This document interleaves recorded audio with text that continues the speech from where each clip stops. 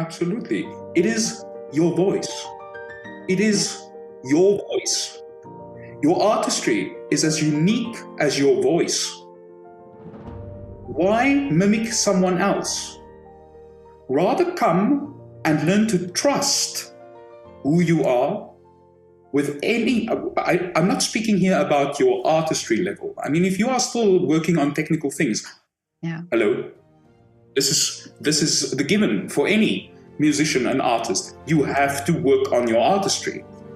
But the artistry and bringing it to the performance scenario, there's a big gap.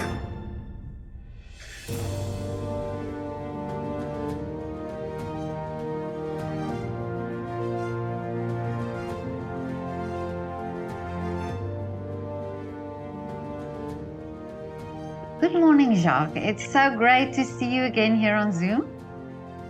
Petra, lovely seeing you again. Wonderful. Thank you for the invitation. It's a great pleasure. And we've spoken a while ago about your life and your career and your wonderful career that you have. And but now I've heard that you have founded a wonderful new institution, and I would love to know more about that.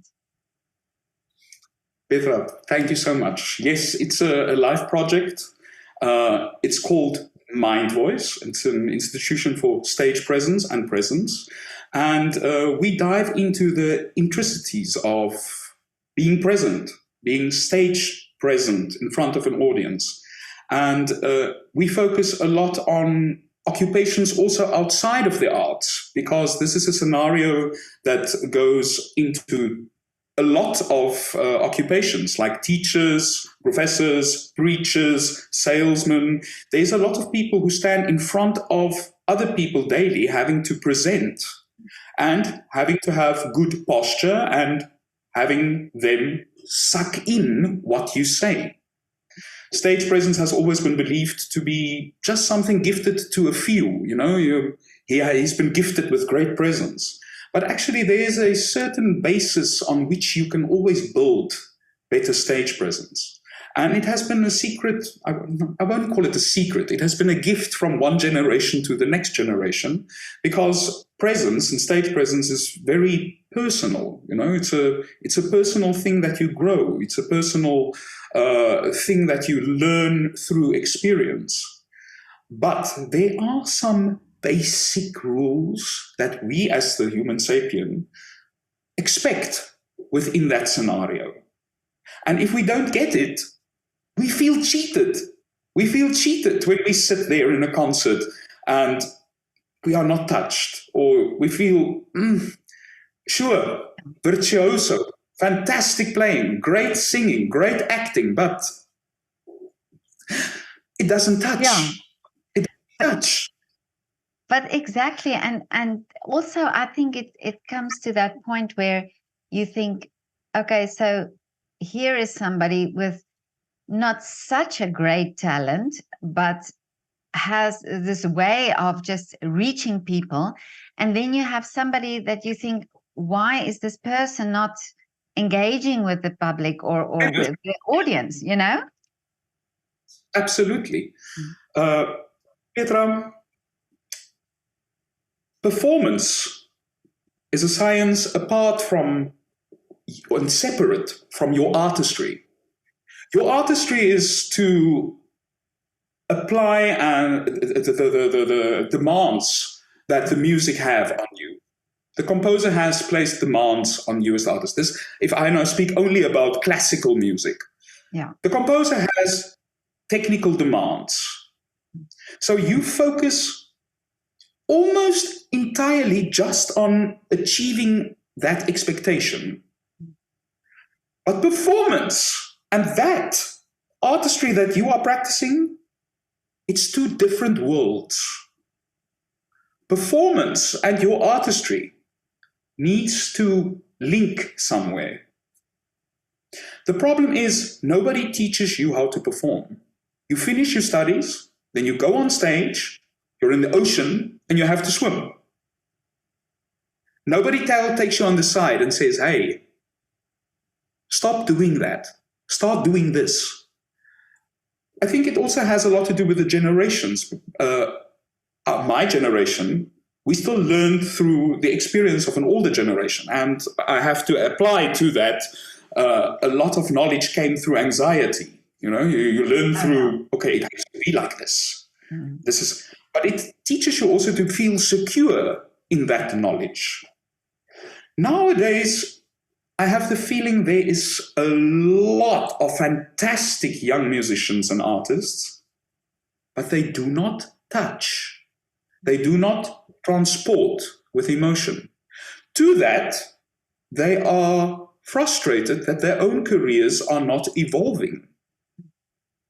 So it is a lose-lose situation in this sense. You don't know what you're doing, and you have an expectation to pay your bills with what you are doing.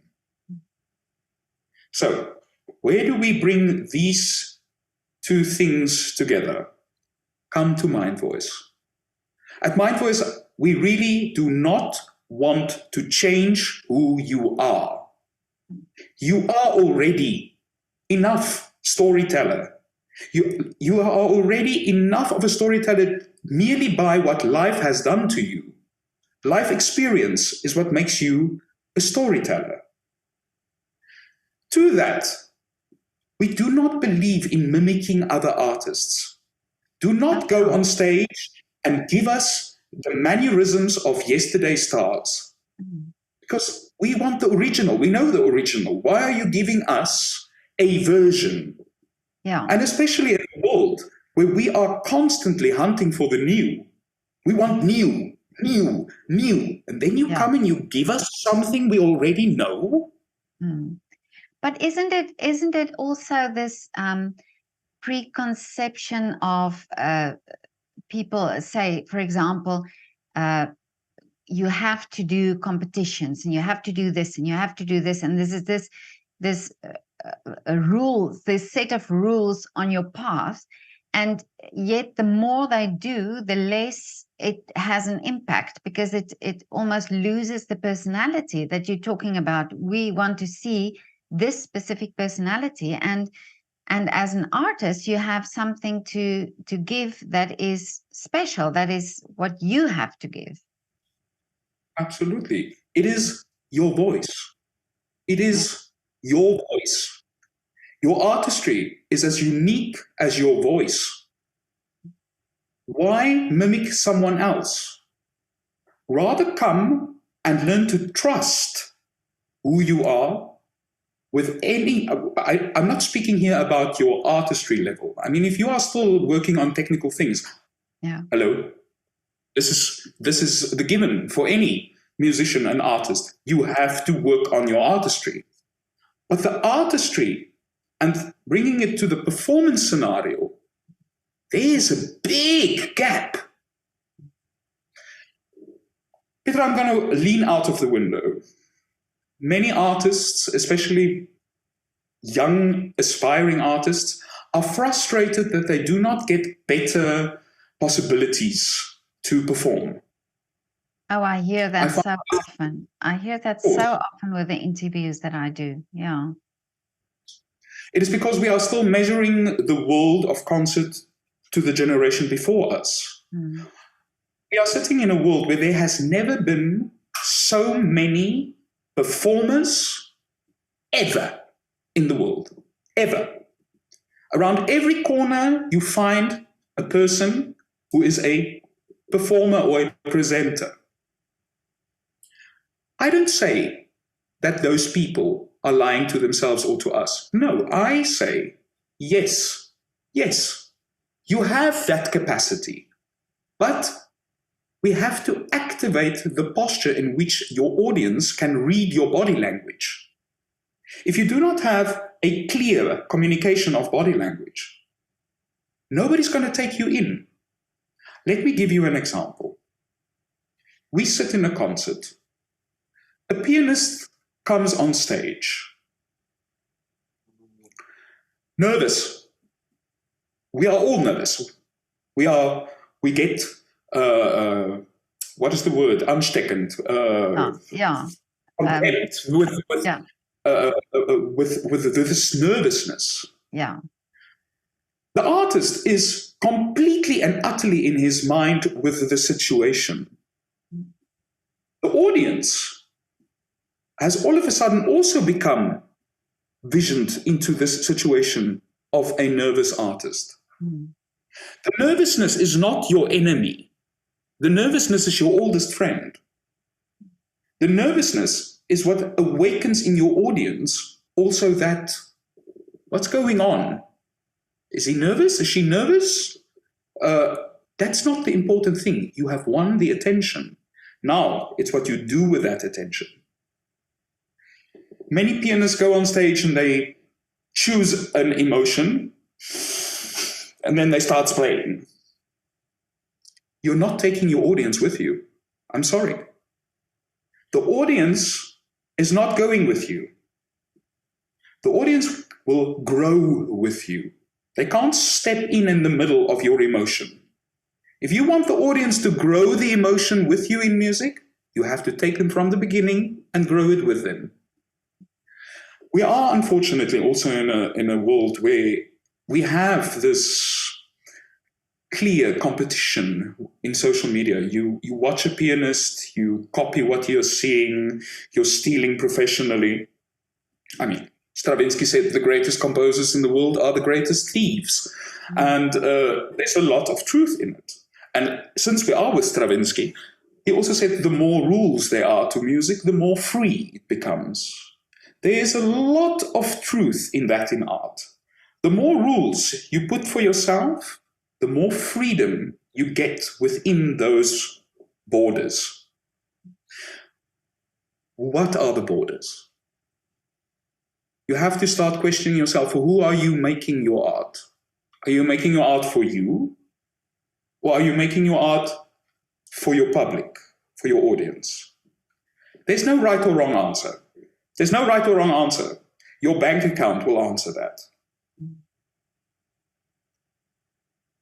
Shall I repeat that? There's no right or wrong. That's true.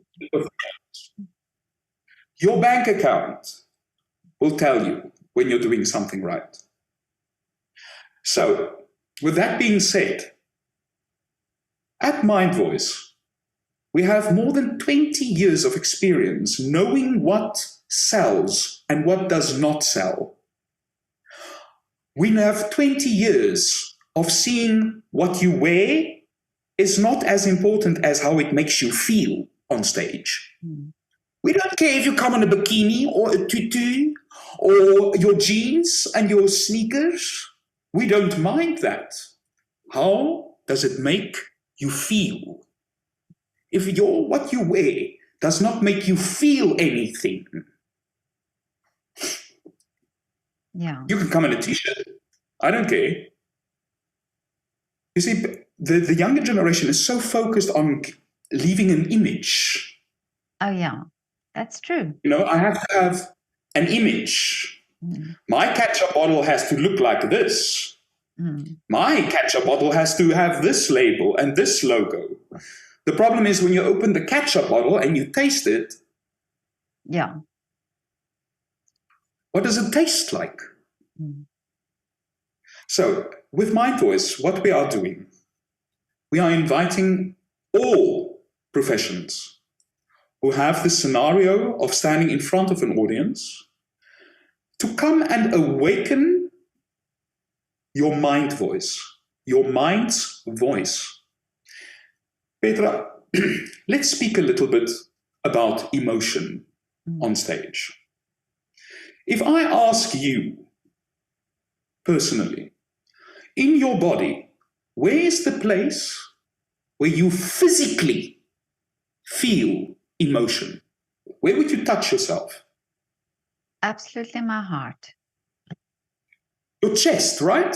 Yeah, yeah. When you are stressed, the world hangs on your chest. When you're in love, you have this spring inside of your chest. Absolutely, yeah. The human species has a very, very clear understanding of body language. We also trust body language far more than acoustical sound. If you ask me, Petra, or ask me how I'm doing. How are you doing, Ask me. Jacques? How are you doing, Jacques? Okay. What do you trust? The okay or my body language? Your body language, of course. Yeah. Of course. Yeah. All trust body language above everything. Also, body language has a powerful override to our psyches. For instance, my hands. When I come on this platform and I say to you, "Hi Petra, how are you doing?" Yeah. Showing my hands on a audience, to an audience, our primal instinct is to trust that person because I bring no harm. I come in peace. You can also see in TED Talks, when the people who are watched most and most associated with, they come on stage and they say, "Good day, ladies and gentlemen. My name is Really? John." No, that's interesting, eh? Yeah. Open their hands. The moment they start speaking about a secret, "I have a secret to tell you," they start putting their hands behind their back because it awakens in us a curiosity, almost an irritation of, what are you hiding? Hiding anything. It's a small example now, but it has major effects on the psyche of your audience. Also, your audience witnesses things without them realizing it. Example, you walk in the street, all of a sudden, a woman stands and looks into the sky as if she's seeing something falling. What happens to the people that pass by? They all start looking. What is she looking at? You know? That's true. Yeah. So our body language gets overwritten without us even making a decision whether to look. We see she's looking and okay, there's nothing, and then I go on. For that few seconds, your body language was decided for you. And these are the type of things we pay attention to at MYNDVOICE. Body language, feeling at home with yourself, accepting all your positive and self-attributed negative aspects. Because actually, the things that you see negative in your life is the thing others find most interesting. Yeah. That's true. Yeah. But do you think? But do you think on this topic, do you think that these, say, artists are so focused on doing it perfect, and say, for example, playing perfectly, and what I sometimes hear also is that, it's not that they think the audience would be critical, but that they think their colleagues will be critical of what they are doing. That this is sort of a, what would they think of me if I do this, that sort of thing. Well, this is also the wonderful thing of having so much experience in performance. Firstly, perfection in music, perfection in performance. There's another word for it. It's called boring. Oh, yeah. Perfection in performance, total perfection, it's boring. As a person who has judged competitions also, if I have to choose between perfect and weird, I'll take weird any day. Any day. Because weird will always bring me a surprise. Yeah. In a performance, and I can speak here, I think, for every performer, there's a lot of magic that happens in a mistake. A mistake on stage can be legendary. It can be a vulnerable moment that wins your audience over to you. People forget the fastest way of winning an audience is being vulnerable. I went to a concert of I will not name the pianist. She played beautifully that evening, but before the concert started, as she went onto stage, she fell on the platform. She tripped on her dress. And of course, with her natural instinct as a pianist, she didn't fall on her hands. She left her hands away and she fell on her side. But like really, cadwa. I mean, that evening, she could have played Twinkle, Twinkle, Little Star, Mary Had a Little Lamb, nobody cares. She was loved because everybody saw that vulnerable moment of a pianist falling on stage shortly before she's playing. So she won her audience by a mistake. Yeah. By a mistake. There is no perfect. There's no right or wrong. There's only questions and answers in performance. If you place a question, give an answer. Don't leave your audience hanging with a question. If you make a rubato unnaturally, why do you do it? Tell me in the music, why are you doing this? Answer me. Why are you having that gestures? Why are you pulling that face? What? Questions and answers. There's no right or wrong. Especially in the modern age. There's no right or wrong. And Petra, I repeat this, we are looking for the new, always. Yeah. And the old has to modernize itself to become new. It's like the royal family in England. You have to modernize yourself to stay relevant. But do you think But do you think also that, I mean, we during lockdown we realized also that, you know, people are less interested in going to the theater. The theaters were closed, and even, you know, we had these discussions about why, and even now, you know, why are some types of performances, you know, you get hundreds of thousands of people going, and some performances you struggle to get the concert halls filled with people. And would you say that there we have to look, because then sometimes people say, yeah, but maybe we have to let the audience dress down and it's not so formal. But do you think it's more to do with what the performers are, how they are connected with the audience, that the audience maybe sit in the concert hall and don't feel this connection, and it doesn't inspire them to come again? Petra, I'm going to hurt a lot of people's feelings by saying this. Your audience pays with three things. Your audience already pays with three things. They've paid with money, they've paid with time, and they've paid with effort to be there at the venue. And they have an expectancy to be paying attention and be transported away from their daily lives. That is the basis of entertainment. Take your paying people away from their realities.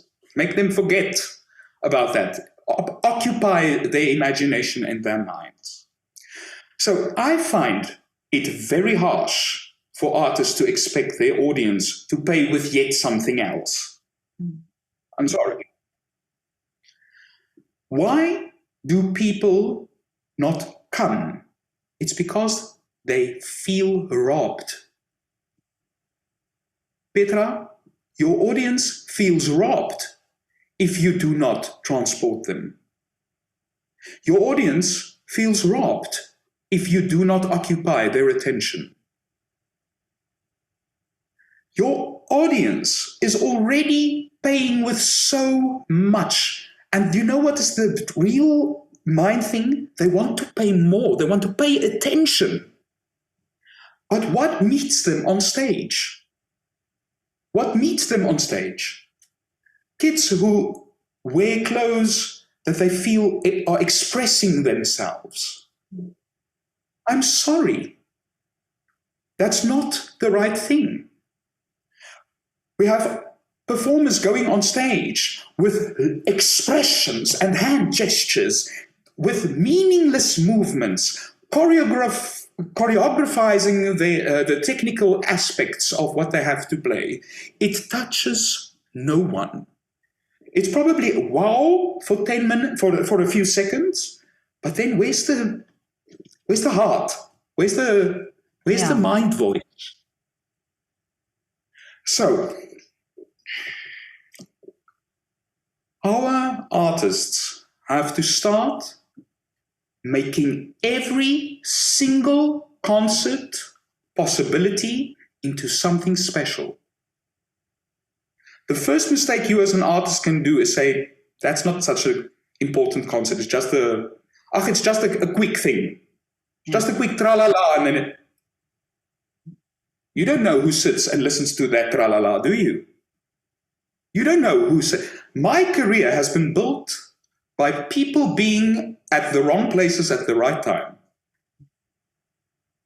I'm not joking you.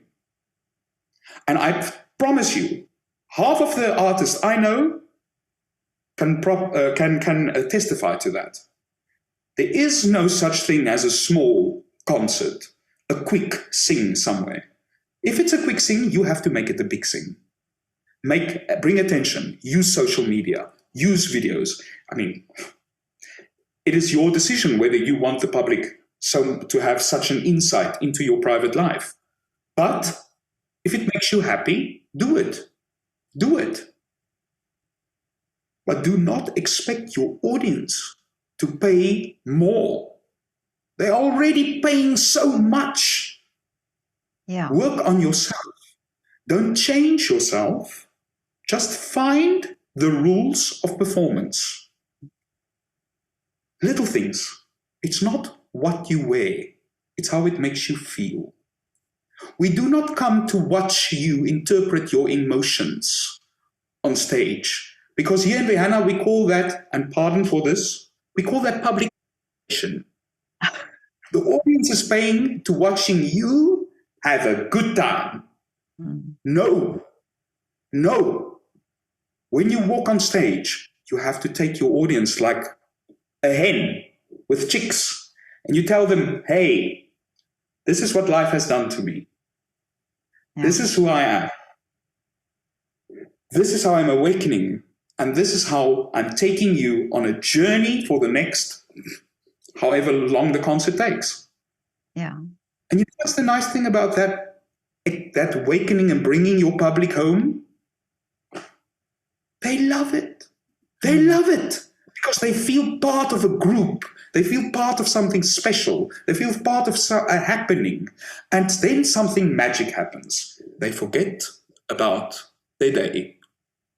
They forget about their problems because they are in a journey with an artist. But do you think that maybe, because you touched on the social media image, do you think this is what artists think is the most important thing, is to show my life, but then they forget that when you get on stage, you have to show more of yourself, really that people are not really that interested in what you had for breakfast, but when they come to the concert, that they're really interested in you and what you bring. Absolutely. I am the last person to judge any person who uses social media to promote their career. I mean, hello. Let's be honest. Yeah. It's 2023. It's the way you do it. Yeah. When you use those platforms to example your artistry, make sure it's your artistry you example. Yeah. Because you're not going to get hired for the pizza you ate yesterday. You're not going to get hired for how beautiful somebody is making you for the performance. You get hired when I see the burning point of your artistry. Place videos. There's nothing wrong. And I know for many people, it is a big winning of courage to post something of their own art, because we are so critical, to get back to perfectionism, we are so critical on ourselves. But you have to, at some place, close your eyes and just say, okay, world, this is me. This is me. I have nothing to hide. This is my artistry. Some like me, some don't like me. I'm a normal person. Social media is, in 2023, the primary way of making yourself known. What I'm asking artists is put more of your art and less of your private life.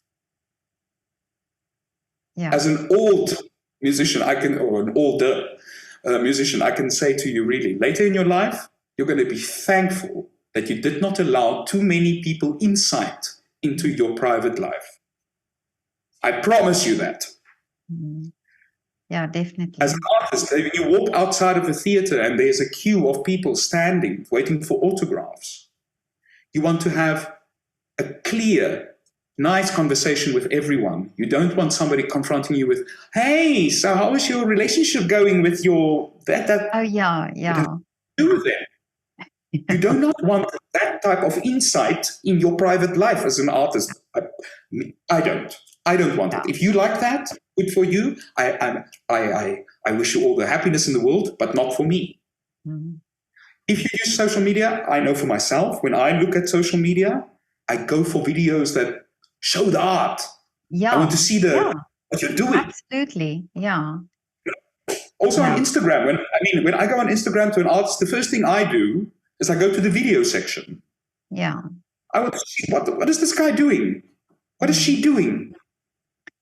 Well, this is how I find also people to interview is interesting. I find look at their art and what they are doing and I'm also not really interested in so much in the food section of their lives, but I always look for what is this person bringing.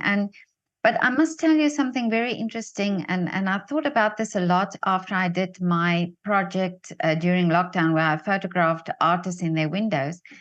And, I photographed around 500 people in total. And if I think of it, I can still remember everybody. And, there were many pianists, there were many singers, many people doing the same thing, yet...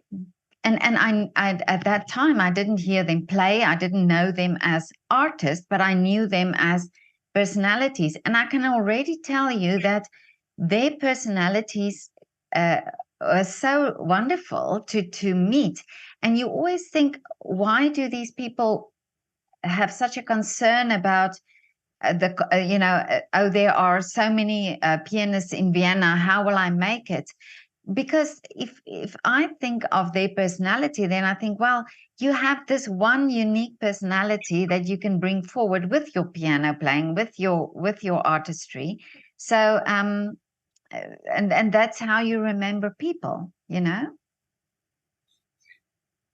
Also to that, no person interprets what he hears or sees the same way. Exactly. 100%. No, interpretation lies within the eye of the beholder or the ear of the beholder. Or, as I can say from a personal, professional point of view, the moment I choose the emotion for my audience, it usually doesn't touch. Because through music, what makes one person feel happiness makes the other feel questioning. Yeah. Or the one feels sad, the other one feels epic. It's a lot with interpretation. The problem with artistry and in performance is not making too much music or performing for yourself. If you are starting to make music with the sole purpose of your own perception of perfection, it's not going to come over. It's not going to come over as you think. Petra, I hope I don't make enemies here today. No, but it's interesting. But it's interesting when you talk about that, because recently I've spoken to a sculptor, from South Africa, and he talked about the flow in his work and the flow in artist work. And you know, I've watched ballet. Well, I go to the ballet quite often, and something that I've always had the conversation with my children with, who are also ballet dancers, is that I don't necessarily look at leg lines or how high the leg goes or how many pirouettes the dancer does. There's something in the face. I don't know if when I look at a performance that somebody can touch me, and then, you know, they would say to me, but oh, have you seen this person that's so technically so perfect? No, I haven't seen this person. I haven't noticed this person, because I think there's this tension, you know, this tension on stage that you talked about initially, where you feel this tension from the dancer and it doesn't appeal to you, so you don't notice it, but you notice the flow. You notice the dancer who is at ease with himself or herself and who projects something, who tells the story. And that absolutely. And when this sculptor talked about the flow, and he talked about the flow in his sculptures, then I realized that that's true. That's the secret, you know. This is so important. Mm. Let's quickly just give a definition to stage presence. Stage presence is the audience's recognition of a sincere thought, emotion, or thinking process in the body language of the performer. Yeah. Stage presence is not something shunned from the stage. Stage presence is the audience's recognition of an emotion in your body language, and then realizing, okay, that's what's going on. That's why I'm touched, because I recognize myself in a body language. That is stage presence. Yeah. So let's talk about the technical things. Sure, there comes a ballet dancer. Unbelievable, technically. All the connoisseurs are flabbergasted by this talent. Yeah. So, me, Mr. Jack from John Street 3, who've just finished my 9-to-5 job, and now I'm going to take my wife for a wonderful evening at the ballet to try and save our marriage. So, who's going to touch me? Am I really going to notice the je ne sais quoi from this star ballet dancer? No. I'm a human being with my own emotions, with my own life experience. And when I realize or recognize that life experience on stage in someone else, I believe that person has great stage presence. Yeah, that's true. That's it. Hmm. Stage presence is not something you shine from stage. It is a state of being. It is a state of accepting and building onto what you have. Stage present books all tell you how you should be, what we are expecting of you. You should be charismatic, you should be friendly, you should be open. Yeah, tell that to an introverted person. Say to an introverted person, go and be charismatic. No, it's impossible. But through MYNDVOICE, there's a certain few rules that can guide you to become at least a decent storyteller. MYNDVOICE, please, do not compare me with the Almighty. That's going to make you the best showman on the planet. But compare me also to the alternative. Going on stage, afraid, not knowing why are they clapping? Why are they not breathing? Why am I not getting the bravos, even though I play so fantastically? Why do I not get the recognition I deserve? Because I have all this technical artistry in me. And realize there's a different game at play. Mm-hmm. The people who become famous and successful are not always the people who are the best in their artistry. It's it's a world that doesn't meet. Come and realize the world that you want to enter. Think of yourself as a product. Think of your audience as a client. Think of your own career as a pyramid. You're building it. There's no such thing as a small gig. There's no such thing as a small gig. If it's a small gig, make it a big gig. You're just quickly going to sing somewhere at the thing. Make sure you have a comedy snap or something to say or something that shows who you are. Yeah. Make a small thing a little bit more interesting. That is how you build a career.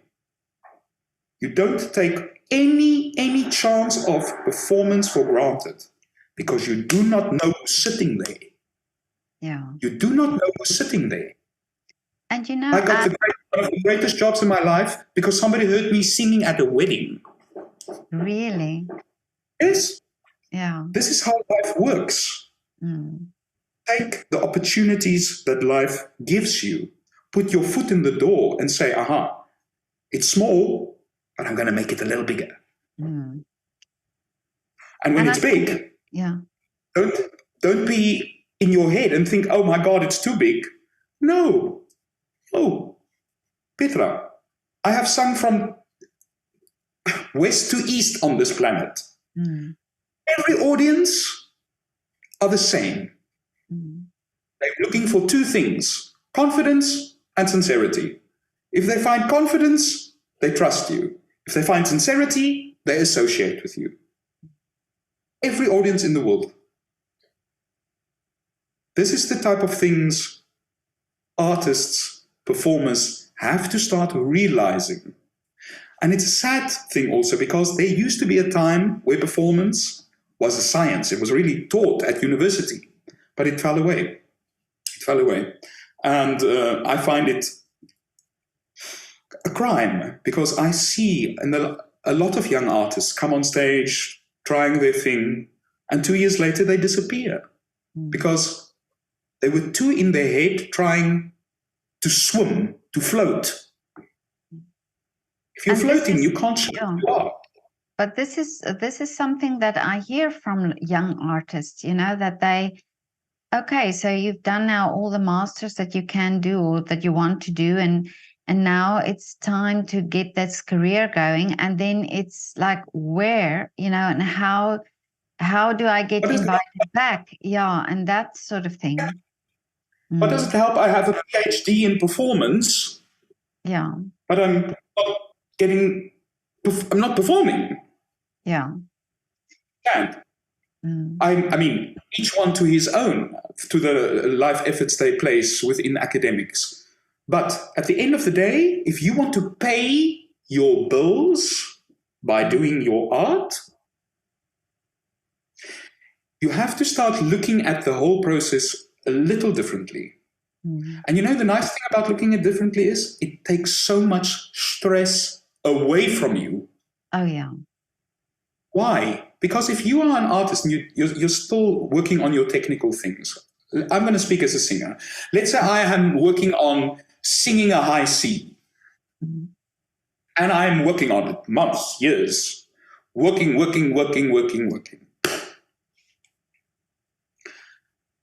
By the time I hit the high C, I'm still not out of my head. Do you understand what I'm saying? I understand. You're still in the technical aspects of what you are doing. You are not freed from that. And it takes, unfortunately, years of experience to get that distance from the technical to the physical. Yeah. And in performance, yes, there was a time we wanted to have it look as easy as possible, you know. Difficult things must look like you're doing it with left. Now in the modern times, we do like to see a little bit of effort in what you're doing. You know, when an artist goes and he sings or she plays, he plays, we are still wowed by that little showmanship, that virtuosity moment. Yeah. But we want to go home having felt that we saw the whole buffet of your emotions and personality traits. It is hard being an artist. I'm preaching to the choir. It's hard being an artist, but it's even harder being an artist if you don't know in which direction you have to swim, you have to develop. Yeah.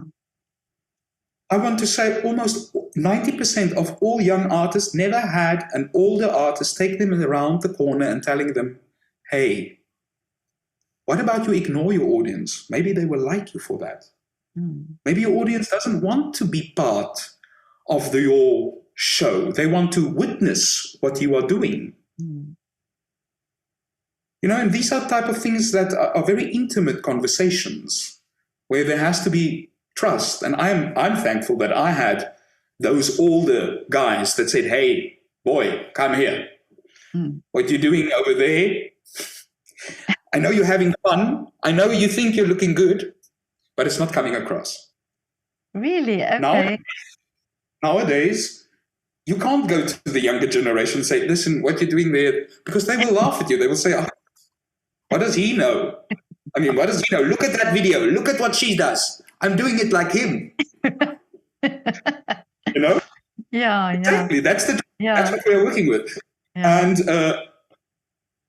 performance, if I can compare it to singing opera, if you take a normal guy and you say to him, sing like an opera singer, he will, to the best of his abilities, manipulate his body to and try to make an opera sound. Yeah. At performance, you're almost like that guy trying to imitate an opera singer. You are imitating a performer. You understand? Yeah. Well, I just want to say here that there was a guy in Stadtpark the other day who did exactly that, and he had an audience and people filming him. So people can be fooled by that. When I lived in Linz, I used to sometimes sing at home. And then I had a wonderful neighbor. He was also like, I think, midlife, 50s. And in the mornings when I sang, he would sing in duet, like in Garden. Terrible voice, but with passion, And, I mean, why not? But yes, to come back to that, if you ask a person to imitate an opera singer, they will give you their version of it. Yeah. It's the same thing in performance. If I say to a guy who's obviously not a studied performer, perform, they will do the best they can, showing emotion and giving feelings. But it doesn't come across. Petra, it doesn't come across. Yeah. Less, become less, be more. Become less and be more. That's great advice, really. But Jacques, tell me now, how do people contact you? Yes, we have finally a website. I hope you can put in the link at the description. I will definitely, And there's an email, MYNDVOICE.com, info@MYNDVOICE.com. They can make an online consultation where we will discuss first, what is it? What's the plan? What is the dream? Where are you coming from? What is the aspiration? How can we help? And then you register at MYNDVOICE, and we take care of you. We will send you, as far as possible, agency lists. We will try to connect you with mentors to come and give you a little advice to the blockage that you have or the specific problems you are facing. Really, we are that haven for artists who do not know what is the next step. What is the next step? Whether you're a student, an amateur, or a professional, there's always the next step. But it is necessary to know which of the steps you took were the right ones, which were the ones you can use for the future. And this has become my life project, because I have shared the stage with a lot of young musicians who have come and unfortunately have disappeared because of people not being able to associate with who they are. People, young singers and performers coming to give us a version of what they think we have become accustomed to. I'm a tenor, I have to be a tenor. Yeah. No, it's not how we're over that place. We are over that stage in life. We want realness. We want sincerity. Absolutely, yeah. So will you be doing like online? We will be doing an online course which a person can buy. And the wonderful thing about my course is it is not a course that's going to take you into your performance. It is a conversation.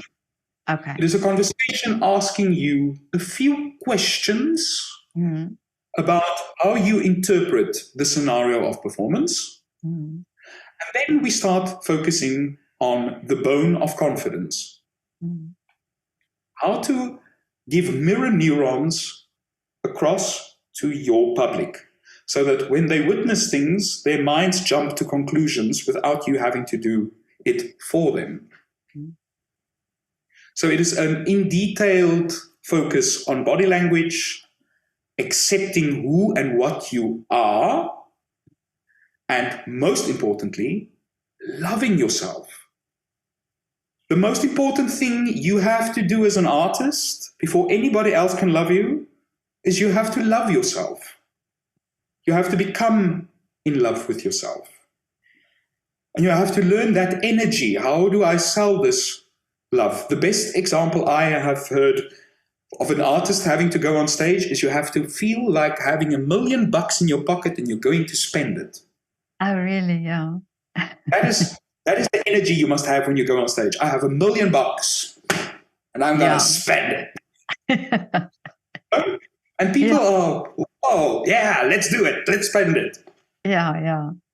But somewhere in that spending, we want to see also, this spending was worked for. It came at a price. It came at, we all like to laugh, but we would like to know that you are also human and cry. Because that is, at the end of the day, our admittance to life. We do good, we do bad, we are human. Yeah. So that is what we want to see in our stage today. So literally now people from all over the world can come and have contact with you. How amazing. It started firstly only on artistry and an artist, because I am an artist. And very quickly it jumped over to teachers, salespeople, preachers, touring guides. There was a training coach, a moderator. It became apparent that this aspect of good presence, having good presence, is in demand in so many fields. Because having good presence makes your job also easier. The teacher with good presence has to give a lesson only once. Yeah. The teacher who does not have good presence has to return to the lesson. It is about voice inclinations, learning how to sing with a voice, use the voice. There's wonderful videos on YouTube of a guy who says absolutely nothing. He speaks at TED Talks. He says absolutely nothing, but only by the inclinations of his voice, it sounds like he's speaking about something very interesting. Really?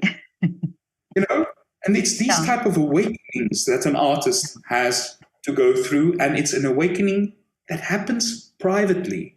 It's not, I cannot stand in front of an audience and hum you out with all your inferiorities and insecurities and tell you, become better. No. No.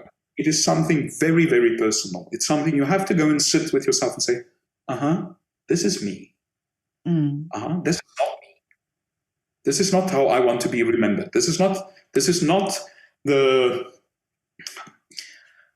how I want to go down in history.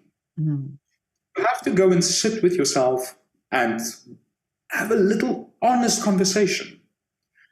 I am not going to touch your artistry. That is you and your teachers and your coaches' thing. It is difficult enough. Mind Voice is only there to say to you, hey, the next time you go on stage, your concert starts way before the audience sees you. And by the time the audience sees you, they never nick.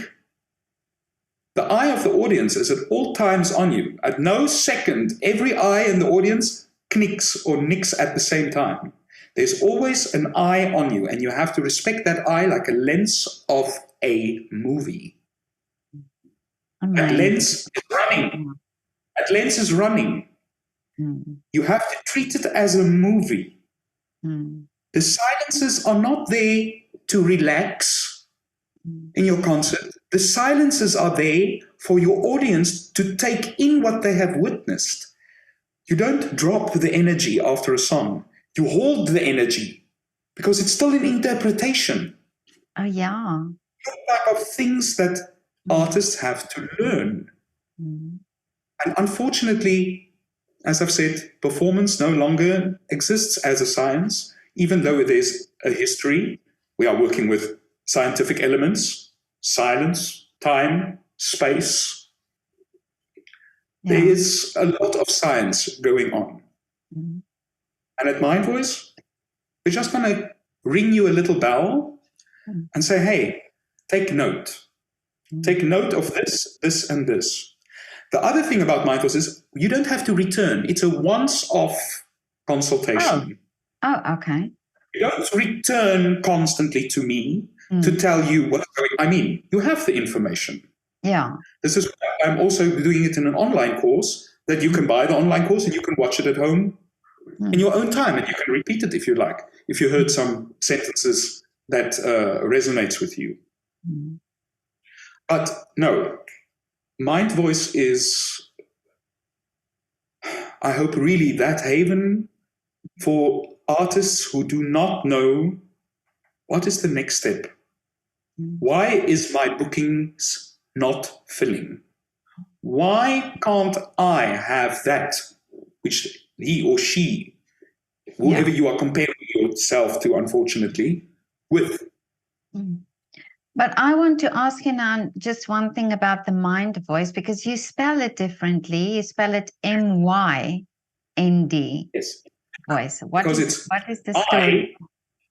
Oh, yeah. Because it's my voice. It's okay. My mind. Yeah. That's clever. I love it. Yeah. And in our course, there's also a whole chapter on placing the I in Mind Voice. How to place yourself into Mind Voice. That's brilliant. And with our yes, and also with our presenters putting the I in Mind Voice. We have also they went so much study into the whole Mind Voice theory and philosophy. I took about 2 years only focusing on audience, not on performers, on audience reactions. Going to concerts where I know artists with profound stage presence will be, and seeing how it reacts to how people react on it. And I saw, of course, also concerts with a total lack of stage presence and the effect that had on the psyche of the audience, bringing us back to stealing your audience's money. Yeah, but that's it's never nice. It's never nice going out of a concert and hearing people say, I don't think I will return.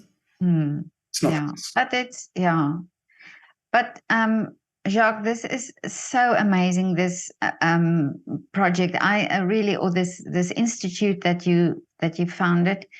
And I've heard so many from so many young artists also, this side of the thing, this side of the industry, of how to get there, how to establish yourself in the industry. And I think this is so important and so wonderful that you're doing this. And I'm really going to, I support your work, and I hope that this interview comes to the right person who needs this, who needs to hear that, and who needs to be in contact with you. Absolutely. Thank you so much. And please, we are welcoming all performers and presenters who are sitting in front of that T street line of where to, what, why. Come have a refreshing approach and hear what you are doing right. We are not going to tell you, don't be afraid, we're not going to tell you what you're doing wrong. Yeah. MYNDVOICE will make suggestions. Those suggestions you can apply or not.